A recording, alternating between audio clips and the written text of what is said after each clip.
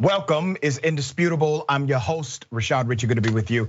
We got a lot on the agenda today, a lot of news to cover. But let me first start the show by saying this.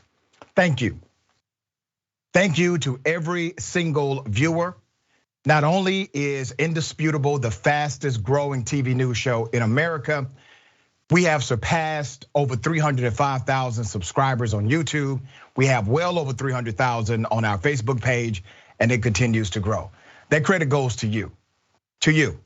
There's nothing special about me. There's something special about the truth.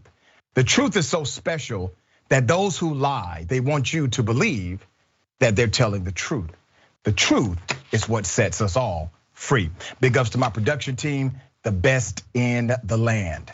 All right, breaking down news of the day with me, Adrienne Lawrence, attorney at law, contributor TYT, and author. Also, Spike Cohen, a libertarian. We'll talk about a bunch of stuff. Social media censorship, mask mandates, and maybe we get into some more things. Top story of the day. Guilty. Guilty. We're talking about Ahmaud Arbery's killers, federal hate crime that has now been established. They are in fact guilty. I had the opportunity to speak to Ahmaud Arbery's father today. Here's what the dad said while he was waiting on the verdict. Now this is the federal hate crimes prosecution of it. We're waiting on the verdict. What are your thoughts so far? We just know Ahmaud was killed because he was a black man, and those Mike Michaels and that Bryant boy were real racist. All the evidence showed all that. And all the evidence showed why they targeted him, because he was a black man. Because you had white people in the neighborhood had stuff to break law with and steal stuff with, bags and all that stuff they had toting with them, and they never pursued and bothered them. Ahmaud just had his jogging stuff on, no tool, no Burberry tool, no nothing. And that showed that why they targeted him, just because he was a black man. You know, one thing that comes out during a federal hate crimes prosecution is the context of their hate for a particular race. So in this trial, evidence has been exposed. Evidence has been exposed. Not only were they racist against Ahmaud Arbery, they were racist against virtually every black person they knew. They were racist against co-workers. They were racist against those they had associations with. All of this information came out during the trial. Let's remind people of these three killers and of the man they killed.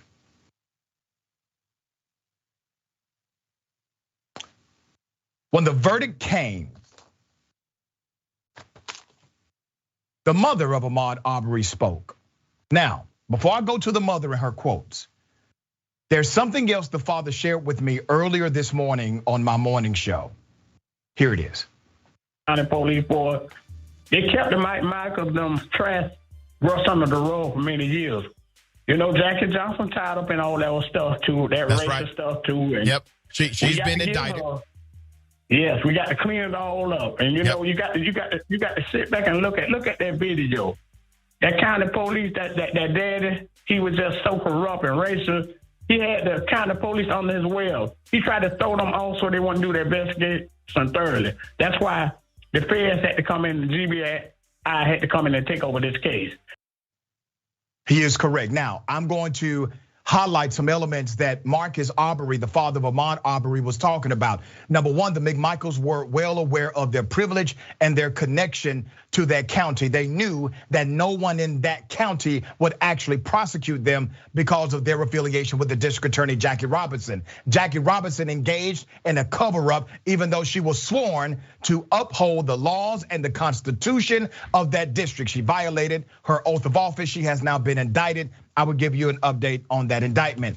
After the verdict came out, speaking outside of the courthouse, after the verdict was announced, Wanda Cooper Jones, the mother of Ahmaud Arbery, called out the US Department of Justice, this is important, for originally agreeing to accept a plea deal from her son's killers in federal court.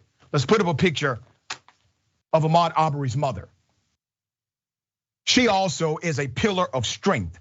Let me remind everyone that even in the pursuit of justice, even in the optics of justice, I want you to remember that the federal government decided to go light on these killers and accepted a plea deal, even though the family universally protested this plea deal for the federal hate crime. Universally protested.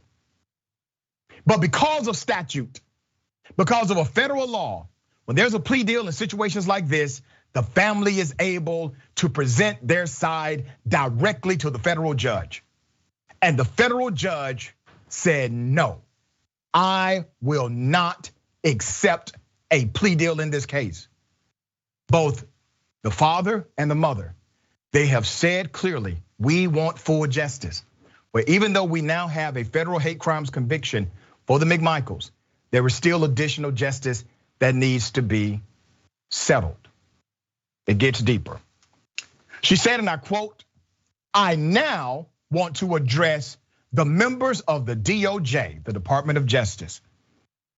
I'm very thankful that you guys brought these charges of hate, but back in January 31, you guys accepted a plea deal with these 3 murderers who took my son's life. This is called making it plain.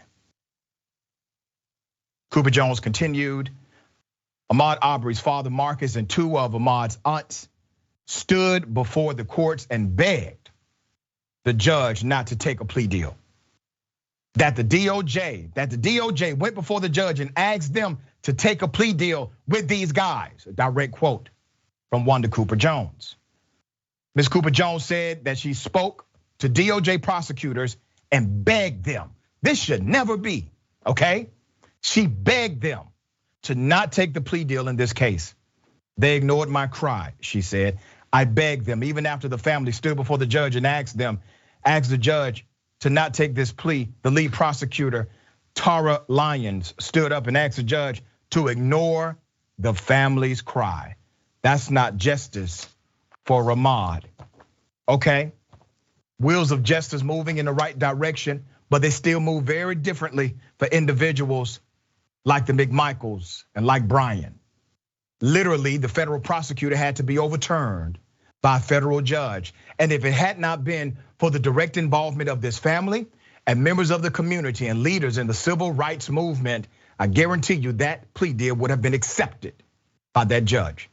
It took a movement of damn near every decent thinking person in America in order to get a semblance of justice for this one family, where the murder was caught on video, where the racism was evident, where the evidence was there. This was a slam dunk for the prosecution, and they still wanted to allow these gentlemen to take the easy way out, these killers, these monsters, okay?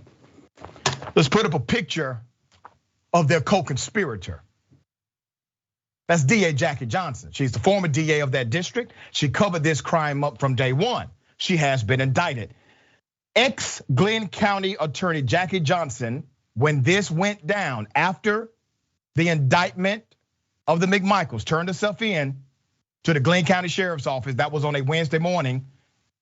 After a grand jury returned an indictment on counts of obstruction and violations of oath by a public officer. Johnson was released from the Glenn County Detention Center on a $10,000 bond. That's according to the paper. State prosecutors alleged that she used her position to delay arrest of the white man who chased and killed the 25-year-old Arbery. Johnson was the county's top prosecutor when Arbery was fatally shot last year, and one of the armed men who pursued him had worked for her as an investigator. The Attorney General of Georgia, his name is Chris Carr, he's a Republican, sought the indictment after requesting an investigation of possible misconduct by local prosecutors who failed to bring charges in the killing. Now, I want to remind you, she has only been charged with obstruction and violation of her oath. She should be charged with criminal conspiracy after the fact, aiding and abetting. There are many other charges that should apply. Let me tell you why. Because if you would have done this, or if I would have done this protecting killers who just committed murder in any community in America, those charges would have been applied to them. But once again, special treatment allocated to the former district attorney who in my opinion should be held to a higher standard of responsibility, not a lower. Attorney Adrienne Lawrence, do you see it differently? Oh, no, I don't see it differently at all. Definitely that this former prosecutor should not be in a position where she in any way gets a pass, because what she was doing was essentially obstructing justice, definitely based on the allegations, and helping these individuals who were clearly culpable instead of simply doing her job. And I am very glad that the other leaders in Georgia decided to do something about this and decided to hold her accountable, even though they could be doing more. But I'm very, very, very grateful to have the judges that we've had on these cases for seeing that state court judge just essentially hold steadfast to legal principles and not give these gentlemen passes. And then now we have this federal judge who was unwilling to accept that plea deal. And I know that that federal judge definitely seems to be one who is going to be inclined to throw the book at them as they face potential life charges. Yeah, we shall see. We're going to continue to follow this, obviously. Let me take you to Atlanta, Georgia. A trans woman was arrested unlawfully, was accused of having cocaine. She had no cocaine and the cop knew it. She was placed in jail and had to stay in jail 6 months. And the cops were aware of her innocence the entire time. She has now been awarded $1.5 million. Let's put up her picture. Such a damn shame. The federal judge awarded a black transgender woman from Atlanta $1.5 million after she spent 6 months, think about this, 6 months in an Atlanta jail after being arrested on fake cocaine charges. I'm gonna give you the background to this horrific saga that this young lady had to go through. This all started in October 2015. Juzima Goldring was walking with friends when two City of Atlanta officers stopped and questioned the entire group. The officers accused Miss Goldring of the awful crime of jaywalking. Jaywalking was their pretext to the interaction. A crime she says was never committed. And then the cop arrested her for jaywalking. During the arrest, an officer searched Goldring's purse and found a stress ball. He cut it open, tested it for cocaine. Defense attorney said that despite the fact that the test was completely negative, the officer charged Ms. Goldring with trafficking cocaine. During the arrest, Goldring's attorney said one of the officers used an anti-trans slur, violating their own policy in the department. So the cop is bigoted. Now, let me remind you, most police officers, especially in metropolitan areas, they are equipped with a tester, a drug tester, and they're able to test if a substance is actually an illegal narcotic. They used the test. The test came back, nope, not dope, it's not drugs. Then the GBI lab got the test. Nope, not dope, not drugs. After additional tests by the Georgia Bureau of Investigations, that came back negative. Goldring was finally released from jail 6 months later. And the charges were completely dismissed. The former Channel 2 anchor, Craig Lucy, spoke to Goldring after her release. She told him she was detained in a male jail where she was assaulted. Ms. Goldring's attorneys filed a federal civil rights lawsuit against the city in 2019. A jury ruled that Atlanta police now have to pay Goldring $1.5 million. The attorney said she was the victim of police scrutiny based on her identity as a trans woman. And I agree with them, so does the federal judge. But there's another nuance to this.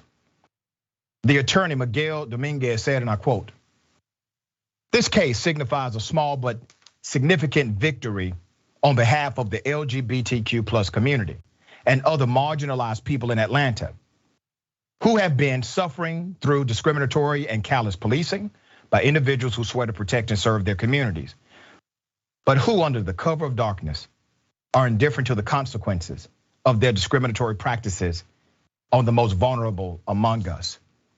Now, this is in Atlanta, a supposedly more progressive city than others. They have progressive members of council. They had a police chief who was openly gay.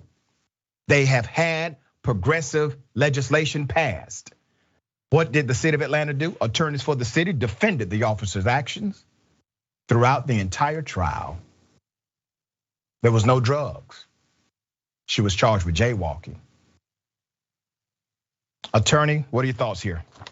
I think this is just a reflection of our system and how broken it is, particularly when it comes to Black trans women, individuals who are targeted for all sorts of harassment, violence, victimization, and the fact that individuals who are sanctioned to protect us, who actually are supposed to have, color of law in their actions, that they are abusing their power. And it really also shows you too, when you see the system back it up, as opposed to admit it's wrong and simply settle. It really just shows you that this runs throughout the system and all the way to the top. And that poor woman was victimized time and time again. And unfortunately, I don't think anything's going to change, because again, this is going to be something probably coming out of taxpayers' pockets one way or the other.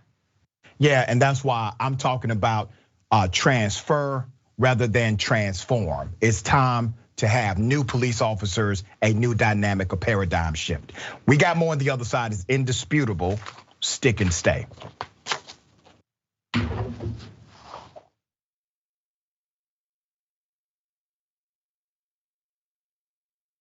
While the Young Turks, the Friday show is gonna be awesome. We're gonna help us over here. Drop it.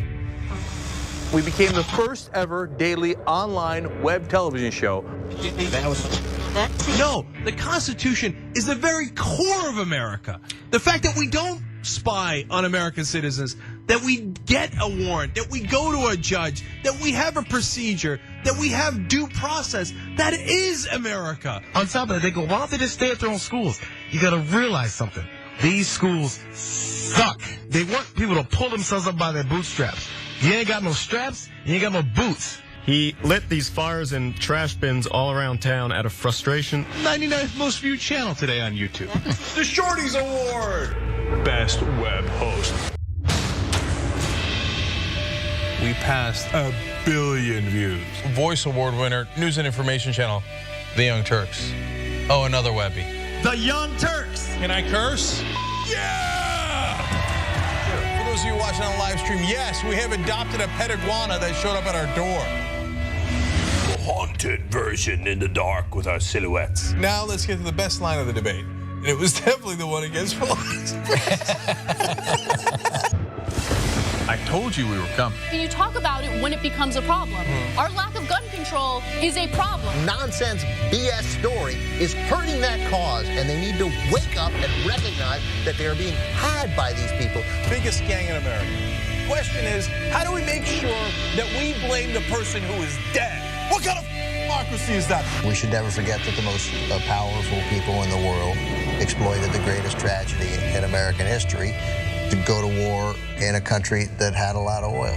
Rolling thunder. That's what this show is.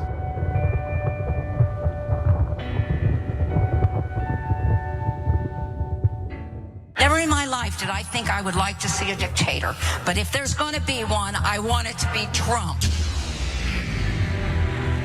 Tick-tock, tick-tock.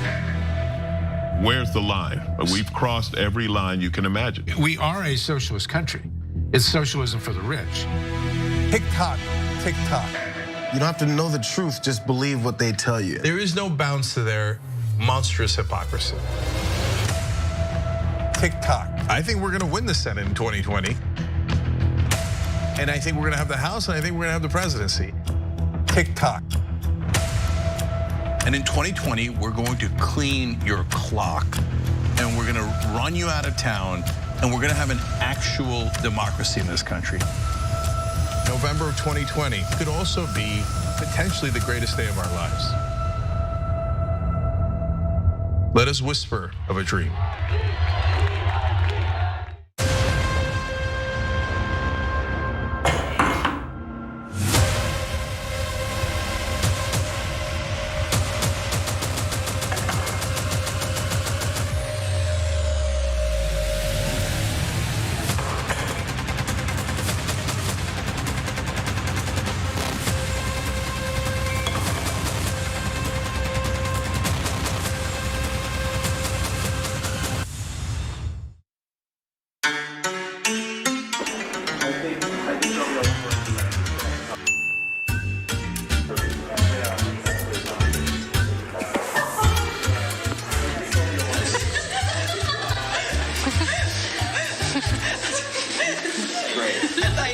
nice back to back that I like.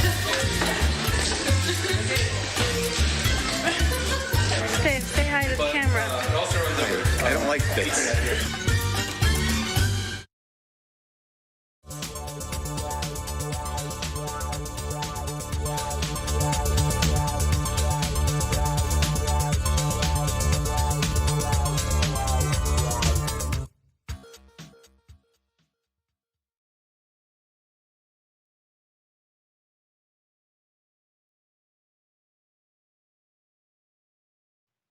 Welcome back. We got a lot of show left. Okay, before I read these amazing comments, and thank you for the great engagement, let me remind everybody, the watch list, all right? My big homie, J.R. Jackson, live weekdays, 12 p.m. Eastern time, 9 a.m. Pacific time. Find out what stories you should be paying attention to in news, politics, culture, current events, sports, and more. This is a new 10-week test series at TYT. Here's how you support, all right? Real simple. Watch live, okay, every day. And don't forget to subscribe and follow.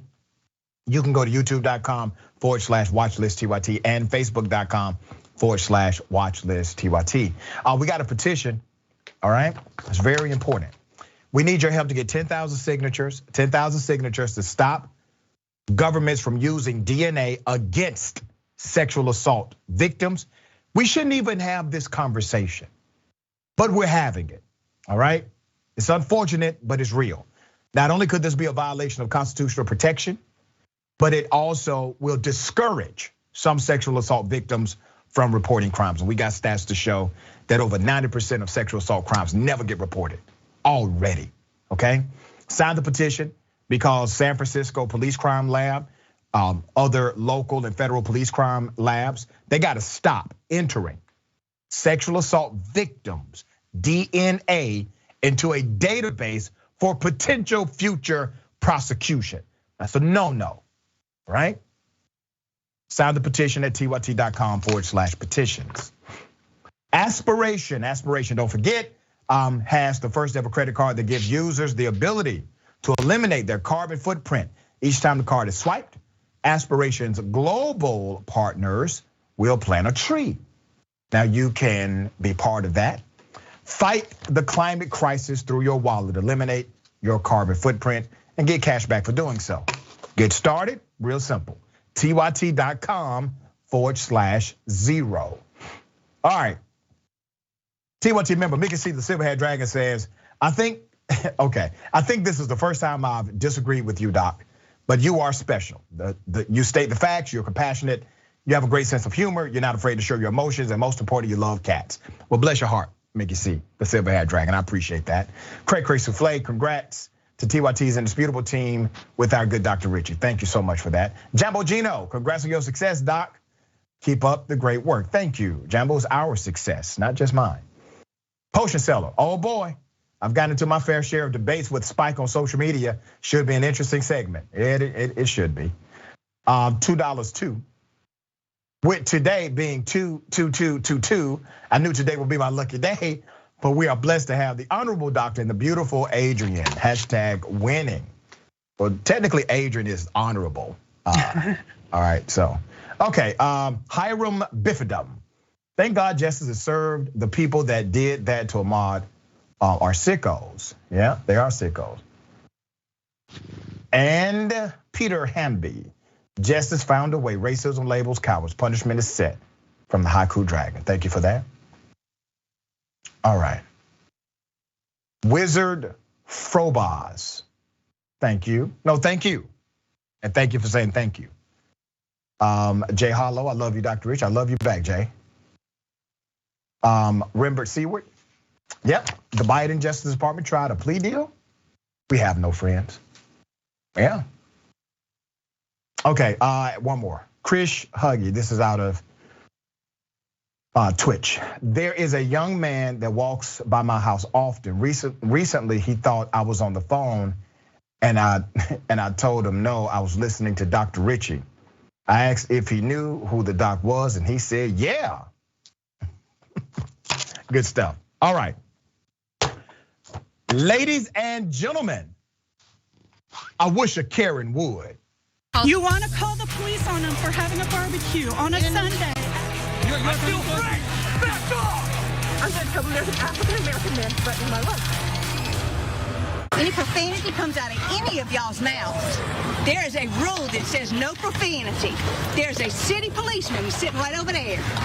And I will take any one of y'all to him, and y'all will go to juvenile court. Tape record it, put it on YouTube, put it wherever you'd like. Where's this coming from? He was cussing like a sailor, and I asked him not to. And he refused. So I called the city police that he should be ashamed of what he said. And he said his mother didn't care, nor did his dad. Don't listen to him, he's crazy. Well, he's just messing with you. He's just messing with you. Well, I hope his parents see I have his mom's number, you want to call her? And I hope she grounds him for eternity. Because you have been served, my man.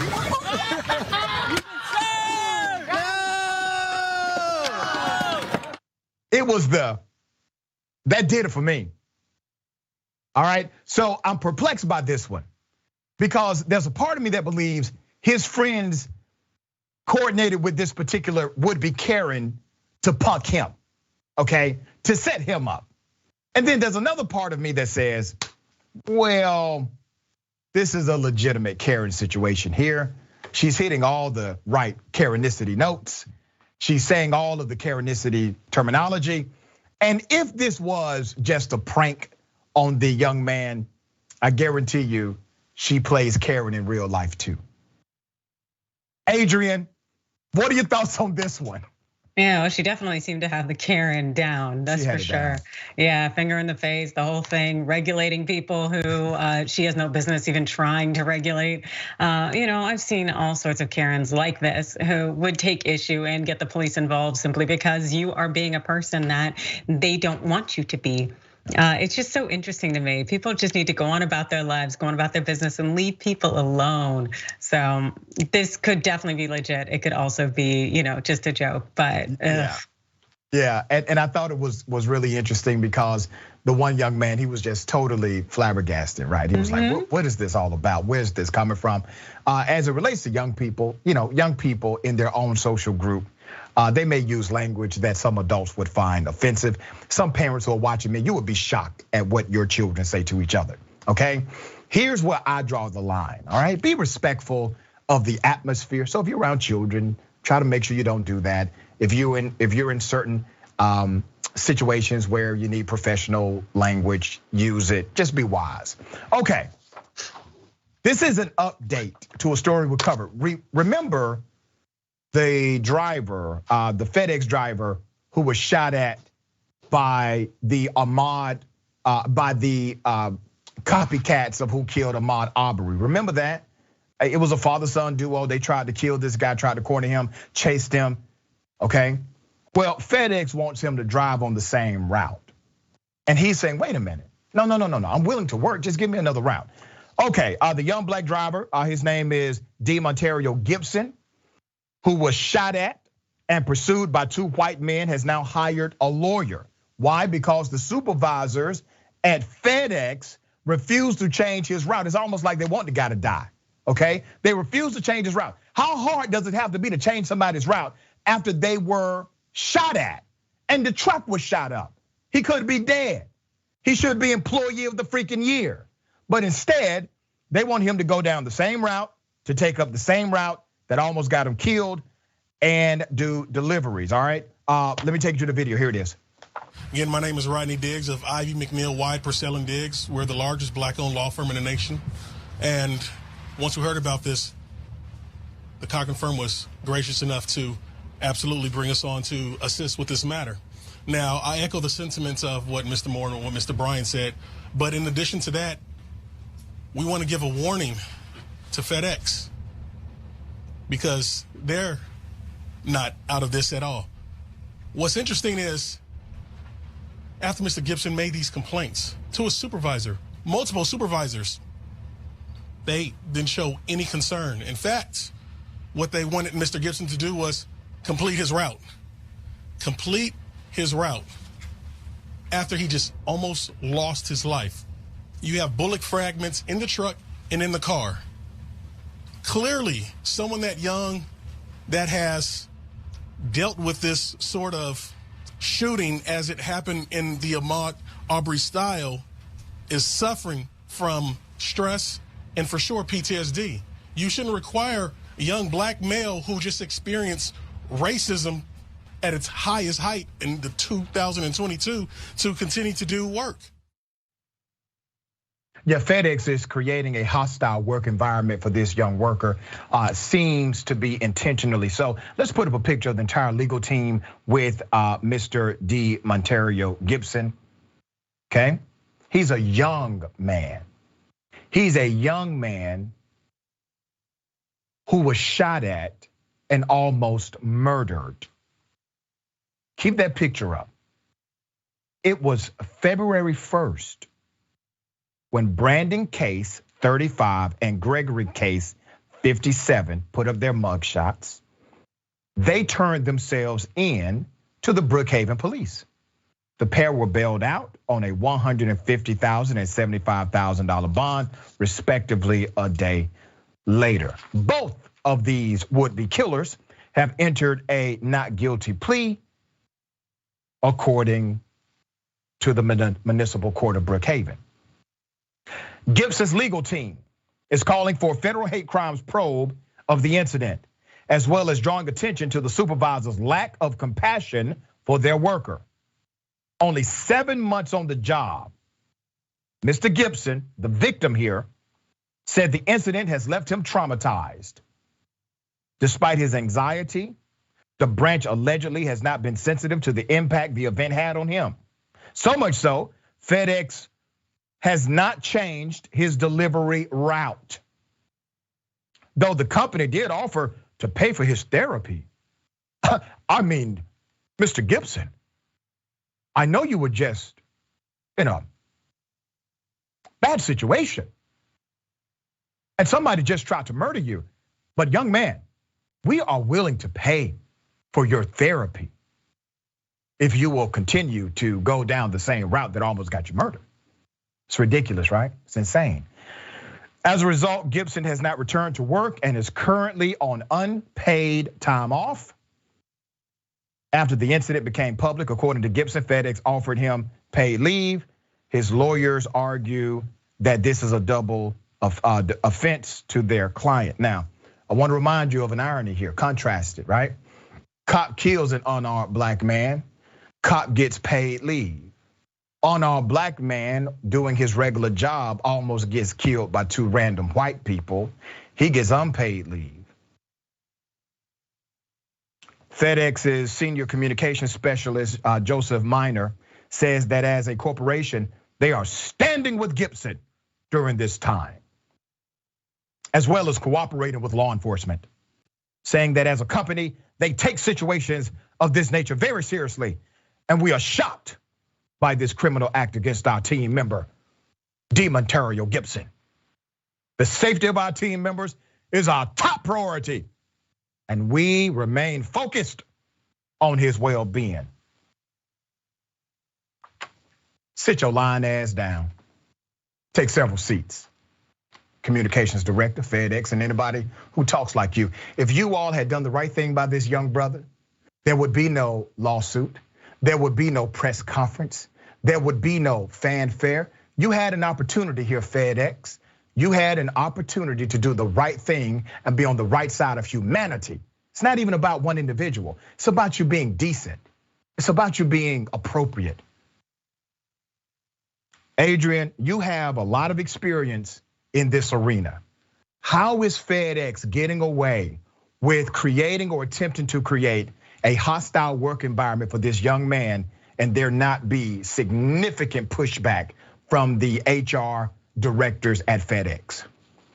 Basically, the system is structured in such a way that, hey, FedEx really isn't incentivized to do anything about this because they treat people, not just FedEx, but most companies, as though they are replaceable. They do not necessarily care about your safety or your well-being, but what they do care about is the bad press and PR. So now that this became public and other people are aware that FedEx essentially told this man that they did not care about his well-being, now FedEx is saying that it does care, and now it's going to try to do do something about it. But the reality is that these companies don't care about you.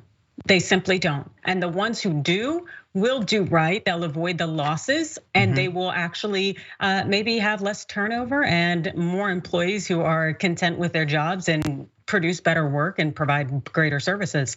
But until then, you essentially have these companies out here who act like FedEx, and they essentially mess around and they find out. Yeah, and that's what's about to happen, right? You got the largest black law firm, black-owned law firm in America. On top of the case, you got the Cochran firm. On top of the case, you have many civil rights leaders who are now starting to get on top of the case. What can a person do in a situation like this where your employer is creating a significant risk to your life and obviously a hostile work environment? What should be done? Oh gosh, it's funny. I wrote an entire book on this. The fact is, you need to document. The largest chapter in my book is called Receipts, and keeping them, because it is so incredibly important. Because what's going to happen is the employer is going to spin the story. The employer is going to say, no, we didn't say that. And if you don't have it documented, you don't have anything to back it up, it's your word versus theirs. And I assure you that they are going to have more people come against you. So what you want to do is make sure that they can't come back and say something didn't happen, that they can't come back and say they didn't know, that you have an airtight explanation and that you're ready to go. And so then they're gonna have to stand up and they're gonna have to admit to what they did, and they're gonna be more likely to get right out of fear that it will get out what they did. Very well said. Thank you for that information. We got more on the other side. It's indisputable. Stick and stay.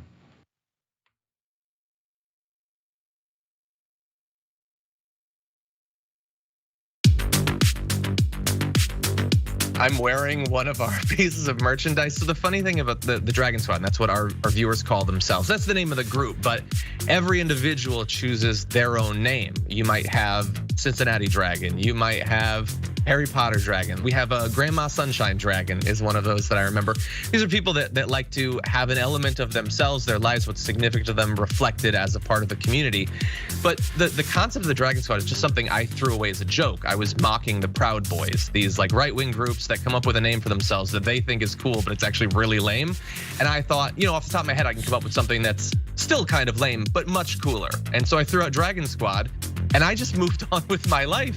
But everybody liked it, and so they kept it going, and so we've embraced it. And I think again, this was during the period of the pandemic. I think it was sort of nice to have a renewed sense of community, a feeling that you're a part of something when everything seems so chaotic.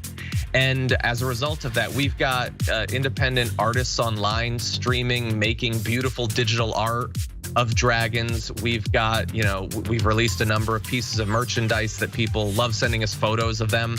And then, by the way, for me personally, people send me, like you can probably see in the background, like a knitted dragon someone sent me. There's a dragon book they sent me, dragon board games they send me. People have done like custom ironworks, making dragon bottle openers. Like the fans are super invested in diamond art and things like that. And so it's great that they send this stuff. Sometime we're gonna have to set up a wall of all of it. But yeah, it's definitely brought the community a lot closer together. The fact that we were no longer in this big studio, I felt a lot more personally attached to people. It felt very immediate. And I know that I personally needed the connection. Did you know that more than 20% of the world's oxygen comes from the Amazon? Why? Because of trees. I know what you're thinking. Of course! So what do we want to do? We want to plant more trees so we can save the climate.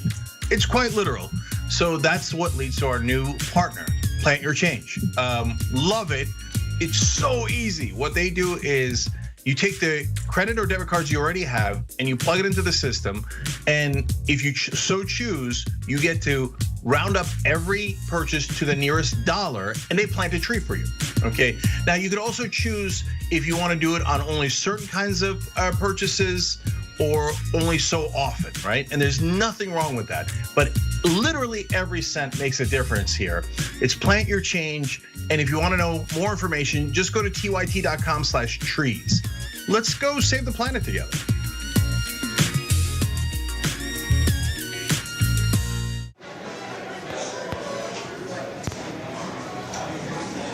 Now, top. No. No. No.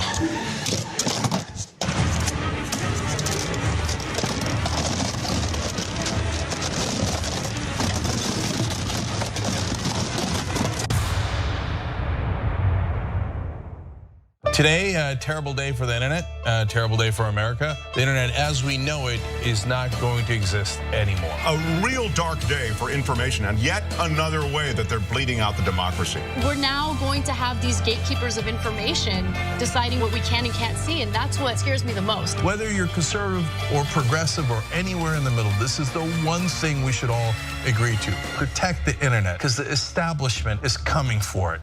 Don't let them destroy the internet.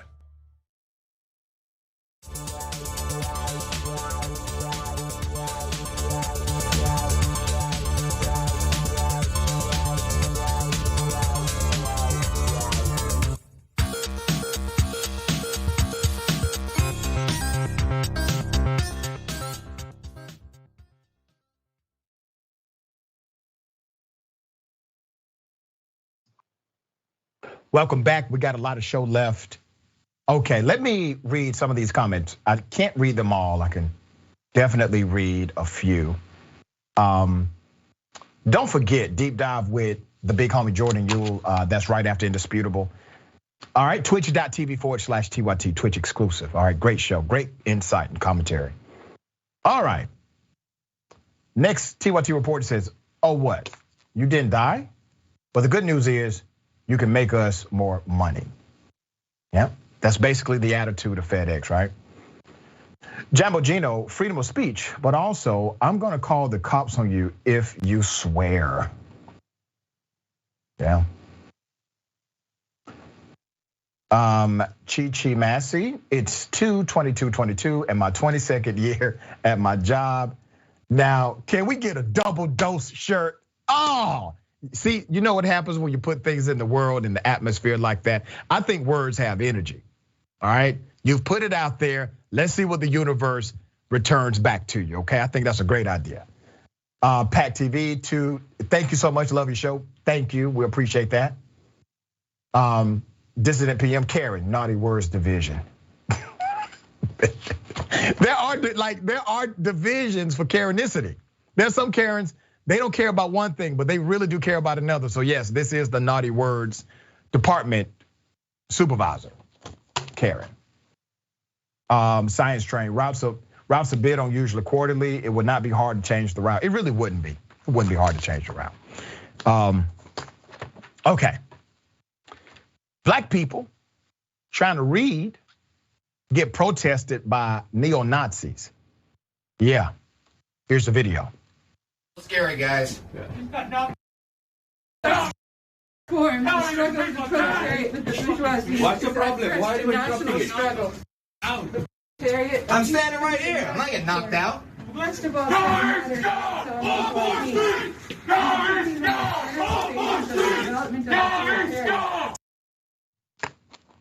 They were outnumbered roughly 10-1. They were surrounded. They were trapped inside of that bookstore and could not leave. I'm sure that was a scary situation to be in. Let me give you the background to this extreme racism. This happened in Providence this month. This was at a book reading event at Red Ink Community Library. Was interrupted when a group of self-identified Nazis holding a red swastika and banging on the windows came screaming obscenities, all right? That's what happened. So we have some background from the Instagram and Twitter of the individuals involved. So let me start with Red Ink PVD, okay? They say, and I quote, "We're okay. Thank you to everyone who has been reaching out. For those of you who have not heard yet, Red Ink was the target of a fascist attack this evening. We were celebrating the anniversary of the Communist Manifesto when a crowd waving Nazi flags began banging on our windows and trying to assault our members. Everyone is all right. The crowd has dispersed and we will continue to process these events." They are being very open, they are being very public, okay? Now, there was a time when universally everybody would criticize actions like this, but you will not hear criticism from Republicans. You will not hear criticisms from Christian evangelicals, but they will claim to you they're not racist.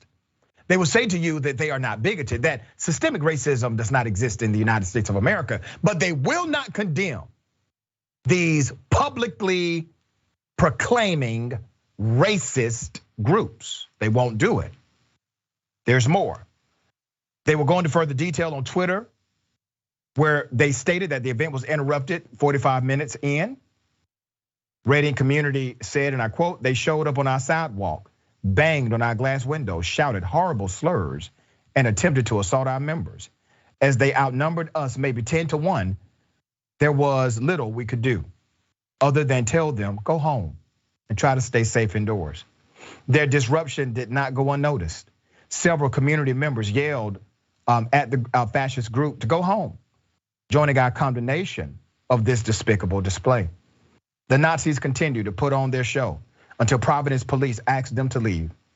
While we didn't ask for the help from the police, it was only the threat of state violence that ended this disruption.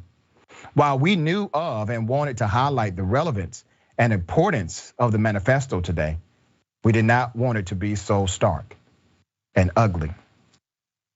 According to our latest information, nobody was arrested. No cop came with guns drawn, no SWAT gear, no arrest, nothing. They were just asked to leave.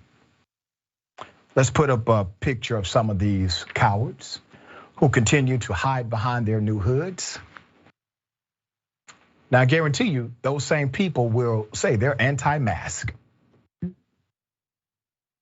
All right, Adrienne, thoughts here? Why do you think these guys were not arrested, at least for disorderly conduct, disturbing the peace?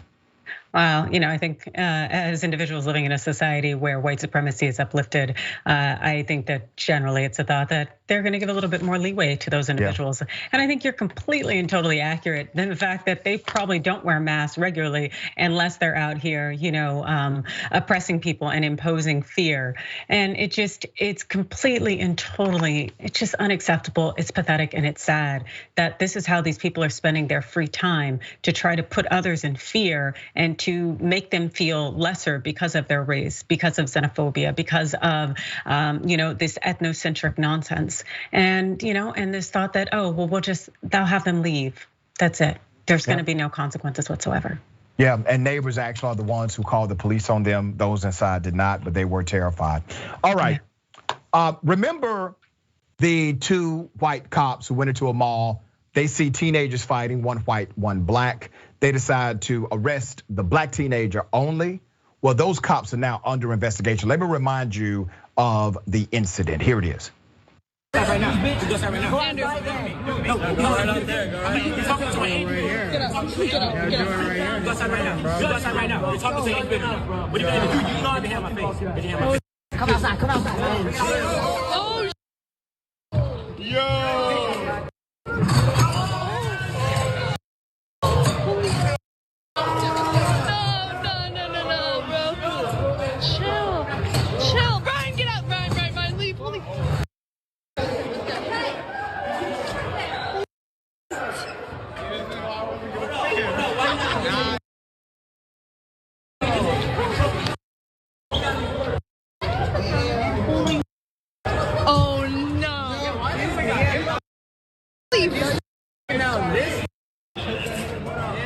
Yo, it's because he's black. Racially motivated. The white male team was in fact the aggressor, not only at the beginning of the fight, but also during the duration.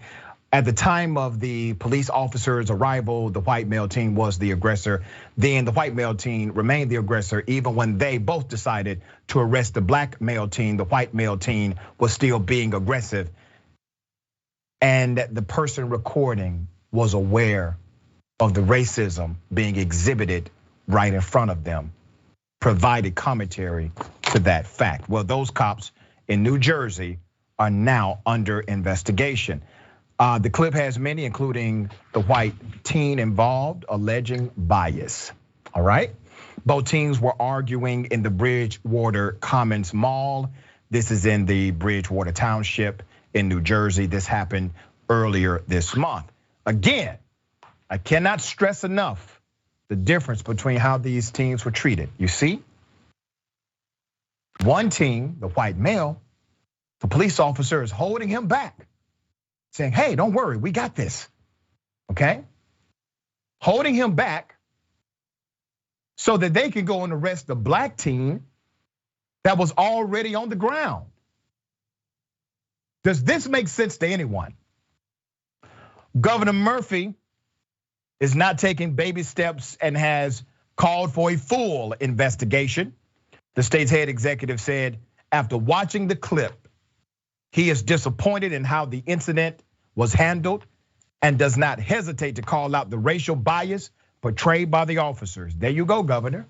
It's right in front of you, okay? Now I want to remind you that the APA, the American Psychological Association, they have a litany of research that shows how black children are looked at as adults when white children of the same age are looked at as children. There's a plethora of studies showing the perception from whites, including or in particular white males. In a statement, he elaborated further by saying, it's just another reminder that the progress we've made on the relationships between law enforcement and the communities they serve shows that our work is not done and we need to continue that being the work, all right? Richard T. Smith, president for the NAACP's New Jersey State Conference, also weighed in, calling for the removal of the two officers. The president said, and I quote, this is something African Americans in New Jersey experience too often. And the NAACP New Jersey State Conference calls for these officers to be immediately removed from the police force pending the investigation. He concluded his statement with a demand to the governor and AG to end this type of behavior by police. Well, what does it take? It definitely takes enforcement, but yes, you can get so corrupt that enforcement will not transform the culture. Additional details on the boys post-incident. The white teen is Joey and the black child's name is Kyle. ABC7, a local affiliate, was one of the first outlets to identify Kai, as a 14-year-old 8th grader from a local middle school. Kai explained that Joey is older than him and his friends and is in high school. Kai described the incident almost as the video captured it. He claimed that the confrontation was precipitated by Joey picking on Kai's 7th grade friend. Joey also noted in an interview with PIX11 that the officers discriminated against Kai. I knew it was wrong. I knew there was going to be problems when they did that, he said. They didn't go for me. I didn't understand why. I even offered to get handcuffed as well. How fascinating is that? How fascinating is that? That the children were aware of the bias that protected them and criminalized others. And they're willing to say it. That's what Republicans and conservatives and Trumpites are afraid of. That right there. The new generation saying, even though we can benefit from this privilege, it ain't right. Adrienne, thoughts here? Yes, it's the fact is that kids will always have fights. That's just unfortunately how kids do. But at the same time, it is really kind of not even remarkable. I don't know how to really describe it, but by virtue of the fact that these kids could see it, they could see the racism and that they called it out and that they're willing to speak out against it. It's like this started as almost a divisive situation, yet it unified them in standing up and against a system for what was right. And that's a truly beautiful thing. And it gives me some hope that in the future that it'll be individuals like that who are in leadership positions and that there will be that unified front essentially standing against racism. Very well said. All right. Critical race theory is not the problem. All right. A racist man has been arrested for attacking a black teen in a store. Let's go to the video. Y'all see boy calling me a n****, all that?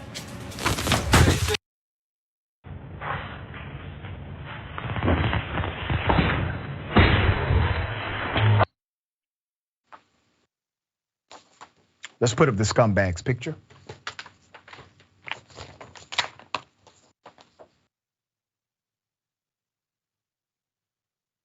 Okay. A white man has been arrested after video of him physically attacking a young black woman who says he called her a racial slur, told her he would hang her, went viral on social media. The victim's mother, Carletta Thomas, took to Facebook to share the video footage of the incident, which took place at a gas station in Collegeville, Pennsylvania. That was just a few days ago. The man has been identified as Michael Strickland. He attacked a 19-year-old girl after bumping into her inside of the store where she was employed.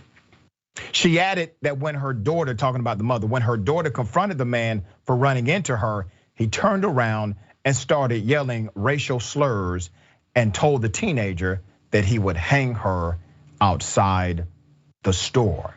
And you saw what he did. You saw what he did to this young teenager.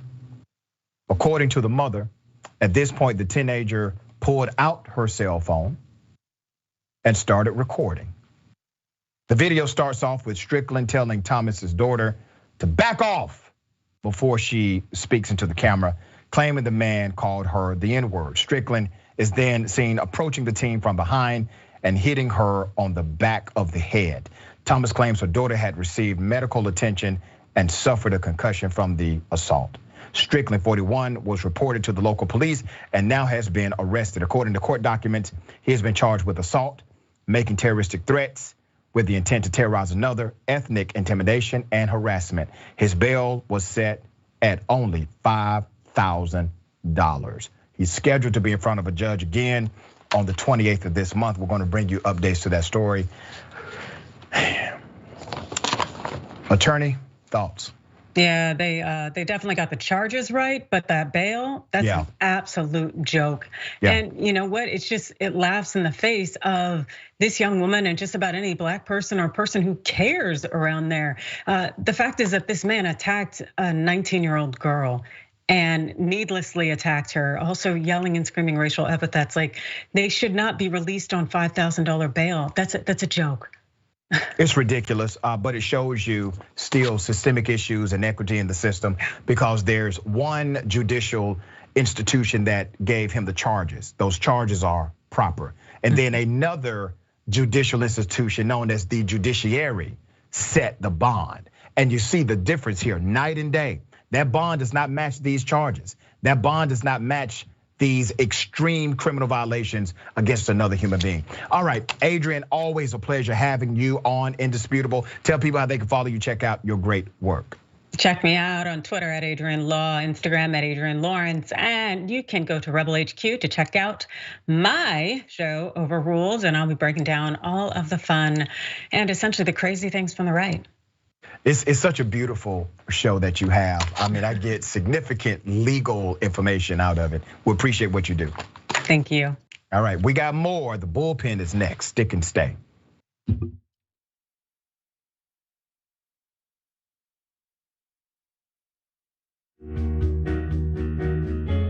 Our audience has given us everything, so we couldn't be more connected. When we first started, people would start giving us directions and say, okay, the mics are too large, move them.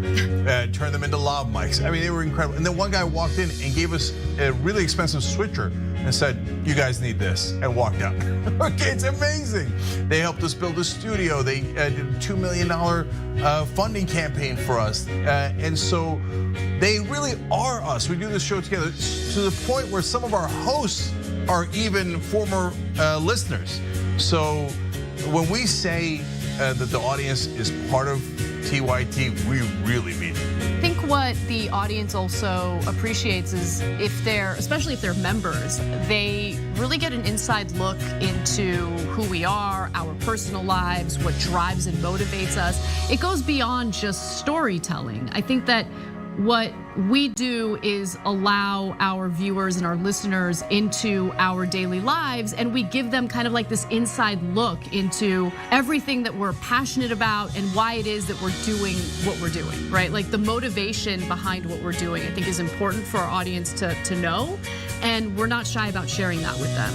And it's different from what people typically see in legacy media outlets where everything is kind of dry and robotic and there's really no personality or authenticity that comes along with it. Oftentimes when we're doing the show, I don't really think of it as me telling them stories. I think of it as us having a mutual respect and conversation with one another. And as I said earlier, I mean, not only do I feel that through the work I do, I'm informing our audience, but they inform me oftentimes as well. You know, they'll pitch stories to us. They'll tell us, you know, a certain perspective or angle to a story that we might have missed. And I love it. Our TYT audience has been building this show and this network with us for 20 years. Now we're expanding and connecting our audience around the world in even more exciting and powerful ways. Look, I don't want you to miss another petition, poll, community conversation, or TYT segment. Connect with informed, passionate, and compassionate progressives, and even new progressives. They're joining our movement every day.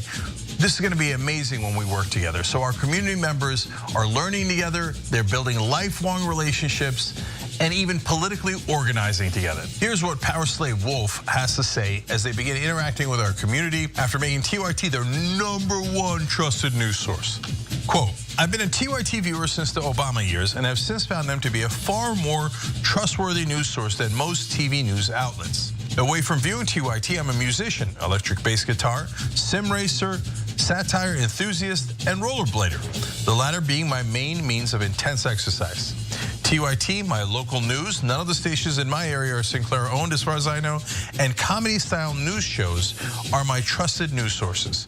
The former and the latter both having something in common in that both have something that TV news sorely lacks, a very low tolerance for BS. So sign up for free at tyt.com/community. We're making it easier to connect, stay informed, and even take action.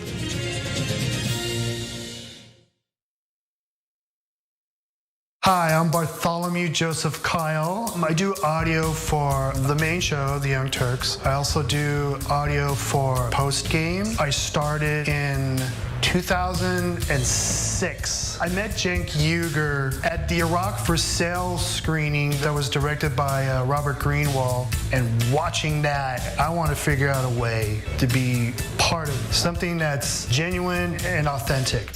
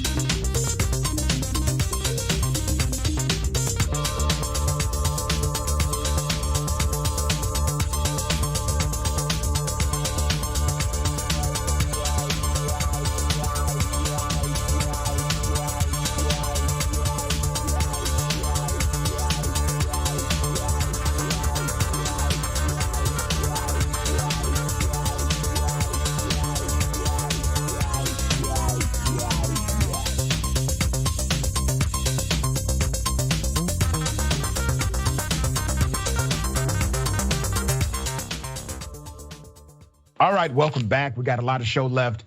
Let me read some of these amazing comments. Okay. Don't forget J.R. Jackson, every day of the week, the watch list. Make sure you support that show live and subscribe to the corresponding Facebook and YouTube pages. Mickey C. the Silverhaired Dragon says, the police asked the Nazis to leave? Did they leave their tasers, batons, and rubber bullets at home? No. Sweet Peas, thank you for that, Sweet Peas. The Jersey cops will investigate themselves and find they've done nothing wrong. Yep. DW Ryan 71, imagine how fragile you have to be as a man to feel the need to attack a teenage girl. Yeah. Ladies and gentlemen, welcome to the bullpen.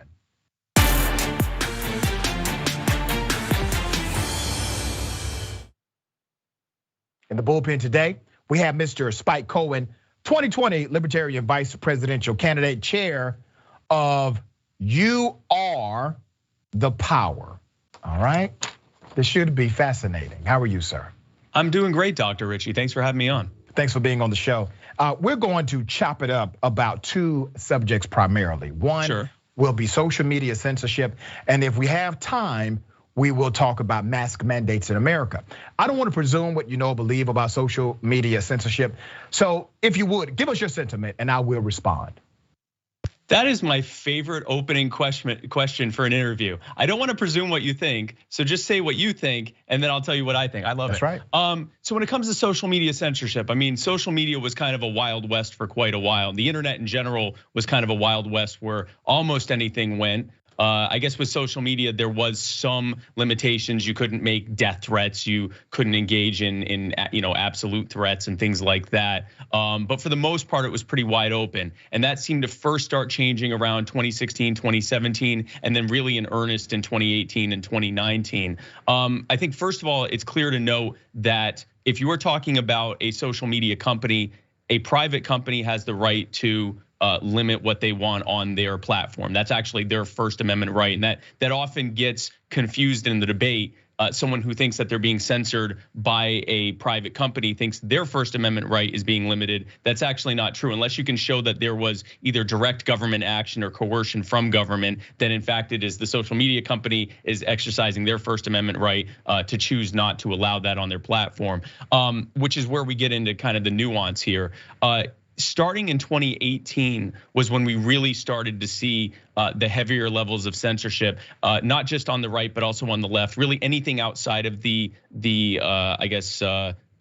Overton window of mainstream opinion, the further you were from it, the more likely you were to be censored. That's when the fact checking started in earnest. And that's also when Mark Zuckerberg joined a group called the Atlantic Council, which is it started as a NATO lobbying group. It has since just become kind of a general military industrial complex lobbying group. Its board members, a who's who of military contractors, foreign dictators, multi-billionaires. And it seems like after that happened was when you really started seeing the much more heavy-handed level of censorship, and then this new era of the so-called fact-checking. And I think that it's worth looking into how much of this is the private decisions of private companies, which then the answer to that is if you are being censored to create our own social media alternatives so that we aren't being censored, and how much of it is actually being guided or coerced by government actors. And I think that's where we get caught up in the nuance and the detail of that. You know, I agree with about 80% of what you said. Now, you're a libertarian. Typically, libertarians, I can have conversations with you guys because you derive your political ideology from libertas, the Latin word for freedom. And you believe in individualism, you believe in less government. You have an integrity connected to your political philosophy, even though I disagree with it in many conclusions. I understand how you get to the decision, and usually there's linear logic. So what you just explained was linear logic, which by the way does not exist with many Republicans and Trump supporters, because right now you literally have a class action lawsuit being spearheaded by Donald Trump and major conservative pundits who are saying they are being specifically targeted and illegally discriminated against. Now, I want to remind people, discrimination in all forms is not illegal. There is legal discrimination that's allowable. They're claiming they are being illegally discriminated against because private companies are regulating their freedom of speech. Well, as you just noted, sir, private companies, they have a freedom codified in the US Constitution that says very clearly, this is their arena, and the government has a restriction in that Constitution also that says they cannot really get involved in these speech limiting exercises. So here's the hypocrisy that you have on the right. And libertarians are still right-leaning individuals. That's why I'm posing this question to you. On the right, you literally have a political ideology that says the government cannot get involved in regulating speech. And you have a former president not suing the government, but suing a private company as if they are the government, claiming that these non-governmental entities are in constitutional violation for creating restrictions on their platform. And you know that does not pass the intellectual test here. So why do you think there's such an intentional blurring of the lines as it relates to the narrative and the conversation about freedom of speech and the regulation of content on social media in the United States of America? Well, I mean, the short answer is because they're being flaming hypocrites. I think Donald Trump's lawsuit is dead on arrival. I think that it is largely a twofold thing. One, he's trying to promote a possible run for re-election for president or being elected again. I guess that's still technically re-election. But also, he's also trying to promote his social media company, Truth Social or whatever it's called.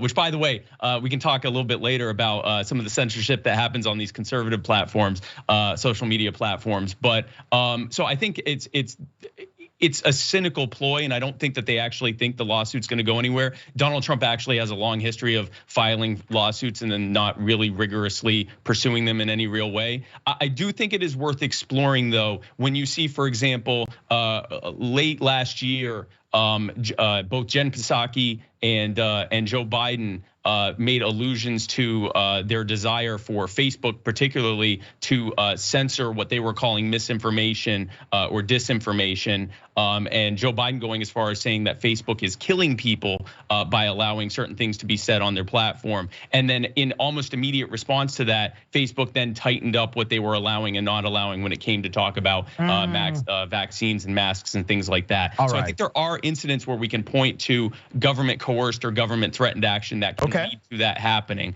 But overall, no, I think that the answer to fixing this, as in all things, is in the market. I think we need to be looking at it as Facebook, if the trend continues where Facebook and Twitter and other the big tech companies are continuing to widen their dragnet of what they allow and don't allow and what they're going to fact check and not fact check, that creates a bigger and bigger market of people who are going to look elsewhere for social media. And that is where we can look at things like more decentralized forms of social media, media where you control the platform, you control your node or your server so that you actually can control what's on there and decide what is allowed or what isn't allowed, as opposed to someone imposing that on you. And Truth Social is not going to be that, by the way. Yeah, I know that. It's a hypocrisy in itself. Okay, so you said something really interesting that I would like to dissect. Sure. You talked about Joe Biden's statement, and I've heard this argument before that Joe Biden made public statements, and then based on these public statements, other companies, it seems as if there's a cause and effect relationship with what other companies have done in the social media space based on these very public proclamations of President Joe Biden. But let me remind you of something. If you're saying that's government censorship, or if you're alluding that that needs to be investigated as government coordination with a private company, let me bring to your attention the NFL. Would you agree with me that when Colin Kaepernick took a knee, that was in fact a peaceful protest? Of course.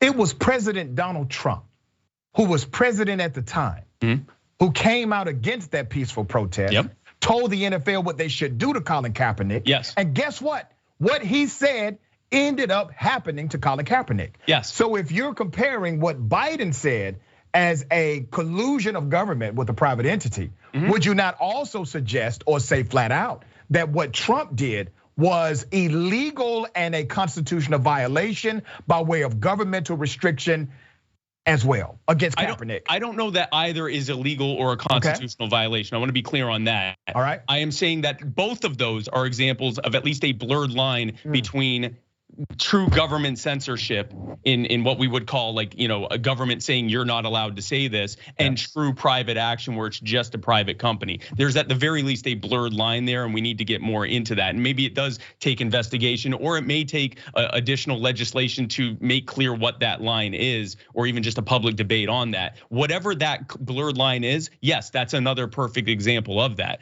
Donald Trump going on, even though he could claim, oh, I did that as candidate Trump. He was literally the president when he said it, and him going out and saying the NFL should do this and we should respond this way. And then the NFL literally doing, for the most part, what he was calling for. I would say that would definitely be an example of that. Anytime that you have a politician that is trying to pressure through their actions, trying to pressure a company to do something, and then you see almost immediately that thing all or mostly happening, that's at least worth pursuing further to see how far has that line been blurred. This is really interesting because, and I just had another libertarian, University of Pennsylvania political science student, black woman on the show just a few days ago, right? Olivia Ronda. That's right. Yeah. Remarkable scholar, right? Yeah, she's amazing. She's amazing. Intellectual integrity, she's growing, she's maturing. And as she's more authentic about her pursuit for policy truth,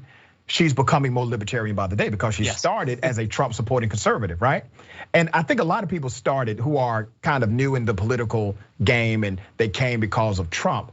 They started because they did not like business as usual. Now, obviously, we know that there are significant connections to the white supremacy movement. There's significant connection to bigotry in America. But there's also this connection with people like her and I think yourself. You all were looking for something new, something different, something that was not part of the course. And Donald Trump provided that. Now, I disagree with Trump on virtually 100% of everything, policy-wise. And I think he's a horrible individual. He cannot land a message without being offensive and hurting members of the community that I love, right? So let me pose this question. And defrauding people as well. And defrauding people because he's a con artist. So let me ask you this. You all, the libertarians, all right? You all are now more so the conscience of the conservative party. So what do you do to hold others accountable inside of your right-leaning political sphere to a more policy-related dynamic in this country? So I don't really tie us as closely as I think you are to specifically the conservative movement. Many of us did come out of the conservative movement. I was pre-Trump. I came out from supporting George Bush. That's how far back I'm dating myself a little here, but that's when I realized the conservative movement was a joke, and I moved on to becoming a libertarian. I achieved my final form, as it were. But when it comes to that, depending on the issue we're talking about, I could start talking with you about gun rights, about taxes, about and we would probably agree. And you would think I'm a far right winger. But then if I start talking about criminal justice reform, the war on drugs, police reform, and systemic racism, you might otherwise think I'm a far left winger. I like to think that libertarians are the conscious of those who recognize that something is wrong with our system. You mentioned white supremacy. I would love to think that white supremacy began and ended in government with Donald Trump, but you and I both know that that's certainly not the case. Donald Trump certainly did a lot of dog whistle cheerleading for white supremacy, but the reality of our government is even if the people, and this is where the idea of systemic racism comes from, obviously, even if the people that are currently manipulating the system are doing so for non-racist reasons, the people that have originally set up the system often did so for racist and certainly for elitist reasons and reasons of preservation of their own power and authority. And libertarianism, part of libertarianism is deconstructing the reality that our entire system, the reason it resembles so many aspects of fascism is because that's what it is. It is a fascist system, and it is built on the preservation of power of a very small handful of incredibly cynical sociopathic people. And until we fully examine that, then we're never truly going to get anywhere. Whether we're talking about social media censorship, whether we're talking about the COVID restrictions, whether we're talking about criminal justice, the wars, anything. If we don't drive down into the basis of why we're even here in the first place, we're often just putting Band-Aids on wounds. Man, I can appreciate everything you just said. Now, that commentary, I probably agree with 95% of it. All right, we're just slight pushback. We're getting better. We're going up. We're getting much better. Once again, I echo what I said in the beginning.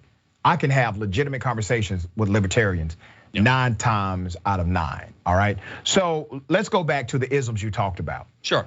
Obviously, racism, classism, sexism at the core of hierarchy and governmental structure. What we saw in the personification of Donald Trump was not really about Trump. Trump is a product.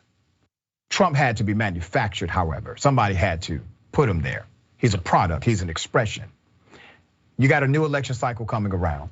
It seems as if Trump may run, and if he doesn't run, he will be heavily involved in shaping the Republican Party and politics in general in America.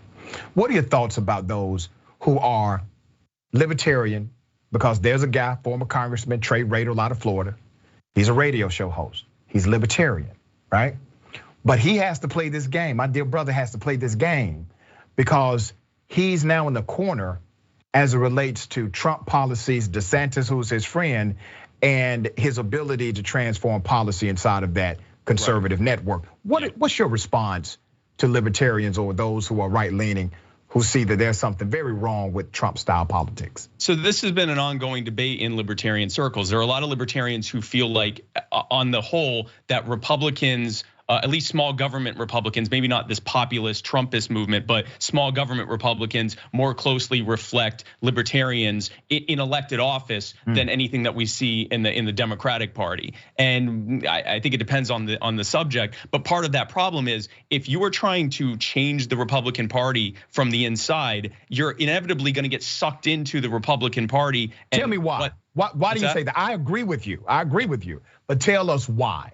Oh, because the prevailing narrative right now is counterculture to the prevailing culture, which is kind of a center-left progressivism. So this is that reactionary right-wing reaction, similar to the reactionary left-wing reaction we saw from the 80s and 90s, where center-right neoconservatism was in charge of everything. And so now it's their turn to be the populist reactionaries. And I think the Republican Party is either going to take America to a really weird place, or it's going to crumble. And hopefully, libertarians can come in and show people that this was never about the left versus right or red versus blue. This is about the individual people that make up the American Republic against a very small number of powerful people who are trying to control them. I'm not a Democrat. People are surprised when I say that. I've been saying it for years. I'm a progressive because I believe in progress. Here's the reality, man. I don't like the two-party system. Can't stand it. We have to operate within that system, but I don't like it. It does a disservice to the common person. You know who it benefits? Corporations. It benefits the elite. It makes it easy for them to pick winners and winners, right? That's exactly what they do every election cycle. So let me go to this space because libertarians in Georgia, Florida, Mississippi, Alabama, they always run statewide. You always have libertarians running statewide in these southern states. But you don't see the same vigor for libertarianism in some of the Midwest or maybe states that are in the North. So why do you think that is and how? Because I want a better conservative party. Let me tell you why I want a better conservative party. The conservative movement is so crazy right now, so insane, that Democrats can get away with whatever. They can get away with lying to us, saying they're going to deliver something, not deliver it, and then when election time comes up, they say, well, hell, you gonna vote for me or him? Exactly. Yep, it's good cop, bad cop. And right now, the Democrats, because they're the prevailing culture right now, especially in corporate media and pop culture, they can present themselves. We're the good guys. Look at these crazy people over here. And it's a similar dynamic, but switched around from what we saw maybe 20, 30, or 40 years ago. But the short answer to that is that libertarians are never going to win at that level until we get over the main objection that voters have to us, which is you can't win. What I'm doing with You Are the Power is to rebut that instead of trying to focus on candidates running for for these large statewide and national offices, instead giving them localized activism on things that we agree on. You and I agree on police reform and criminal justice reform. Right, well, correct. great, let's do activism in that arena together. Someone else agrees with me on mask mandates or on gun control. Great, so let's go work together on that. And in doing so, we can show that libertarians aren't just people that are dreaming for the moon and never getting there, but we're actually working towards a goal of helping to transform people's lives by making them more free. That's how we're going to show that we can win, by actually winning where we can win. Yeah, we got to decentralize this tribalism in politics. It's been indoctrinated into us to believe that the framework has to be through Dems or Republicans, and that's the only way to work for progress. Listen, man, I don't agree with everything you believe in. I don't agree with all of your policy and conclusions, but I agree with some of them. But I got to tell you this, man, conversations like this, they move everybody in the right direction. Honest, transparent, thoughtful, and authentic. I appreciate you being on the Bullpen. I appreciate you too, Dr. Richie. Thanks for having me on. Absolutely. All right. Jordan Ewell, the big homie, is next. Remember, take care of yourself, take care of each other, take care of the planet. Remember, the truth is always indisputable.